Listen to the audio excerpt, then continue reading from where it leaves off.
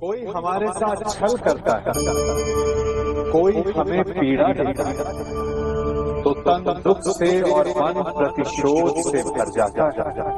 फिर हम प्रतिकार चाहते हैं, अपने मन की अग्नि को शांत करने के लिए प्रतिशोध चाहते हैं। और यही हम सबसे बड़ी भूल कर बैठते हैं। तो क्या किया जाए? इसका केवल एक ही उपाय है, और वो है क्षमा। यदि प्रतिकार चाहिए तो प्रतिशोध भुला दीजिए और न्याय की ओर अपने पग बढ़ाइए, क्योंकि यही वास्तविक प्रतिकार है। हम अपनी सोच और संसार की मान्यता के अनुसार अपने विचार बनाते हैं। जैसे सत्य कहना धर्म है, असत्य कहना पाप, सहनशीलता धर्म है और क्रोध करना अधर्म, उपकार करना, जीवों पर दया करना धर्म है और निष्ठुर होना अधर्म। परंतु क्या यही सत्य है? क्या कभी कभी परिस्थितियां इन आवेशों को उल्टा नहीं कर देती? करती। यदि इस संसार में कुछ धर्म है, कुछ पुण्य है, कुछ महान है, तो परिस्थिति के अनुसार चलना। जटायु स्मरण है आप सबसे, वो जिन्होंने रावण पर क्रोध किया, उस पर आक्रमण किया। उस समय जटायु का क्रोध पाप नहीं था, धर्म था। इसीलिए अंत में उन्हें भगवान राम की गोद में। और कुछ ऐसे भी होते जो धर्म को सहनशीलता समझकर हर अन्याय को सहते हैं और अंत में वो बाणों की शैया पाते हैं। यदि कोई पशु या व्यक्ति अकारण आक्रमण करके किसी निर्दोष के प्राण लेने की चेष्टा करता है, तो उसके रक्षा हेतु उसका वध कर देना पाप नहीं, समय की मांग है, क्योंकि आक्रमण भी आत्मरक्षण ही है। यदि किसी दुष्ट की सहायता करने से सामान्य मनुष्य को कष्ट पहुंचे, पीड़ा पहुंचे, तो उसे सहायता ना देना ही धर्म है। अकारण क्रोध अस्वीकार्य है, परंतु यदि क्रोध से कुछ शुभ पाप बाहु भी, तो क्रोध और दंड भी धर्म ही है। स्वीकार, सत्य का स्वीकार मनुष्य के लिए बहुत ही महत्वपूर्ण है।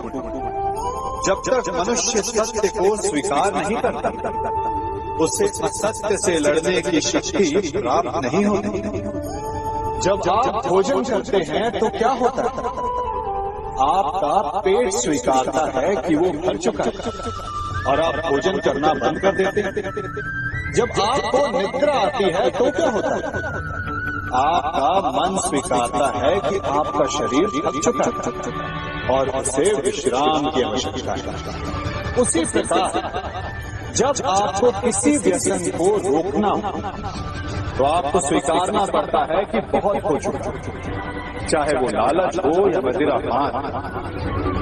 उस व्यसन का त्यागना तभी प्रारंभ होता है जब आप ये स्वीकार कर लेते हैं कि आप उस व्यसन के बंधन।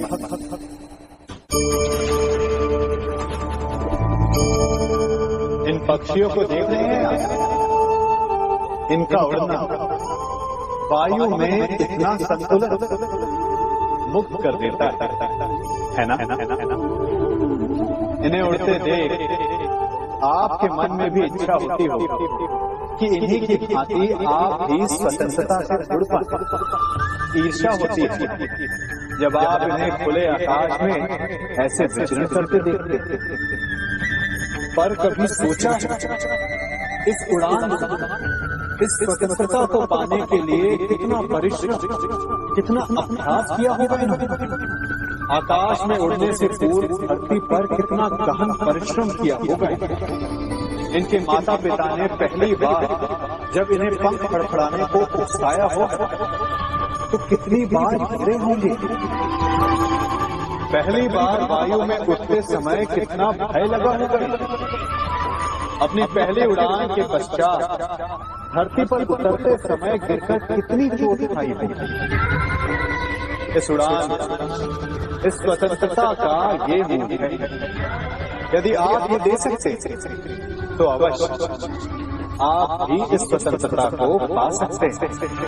इन पक्षियों की भांति ही अपने चारों ओर जब भी आप किसी सफल मनुष्य को देखें तो उससे ईर्ष्या न करें। उसके परिश्रम और पीड़ा को समझने का प्रयास करें जो उसने यहाँ तक पहुँचने में पाई है।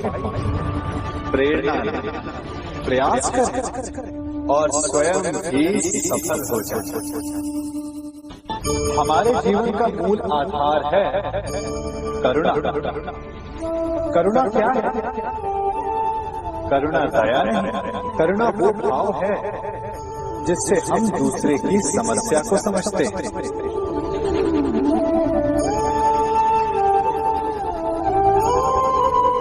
उसकी कठिनाई को अनुभव करते हैं।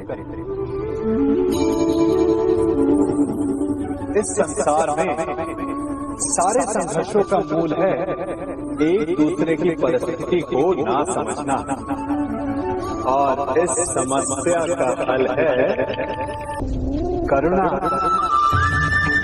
करुणा किसी पशु पक्षी के प्रति हो या किसी मनुष्य के प्रति, ये आपके जीवन में कलेश और संघर्ष जैसी भावनाओं को दूर करती है।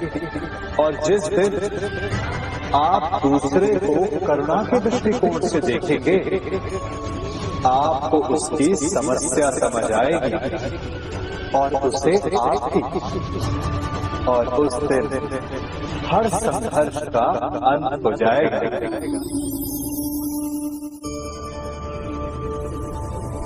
कभी सोचा है हमारा जीवन भी उस रेत की घड़ी की भांति है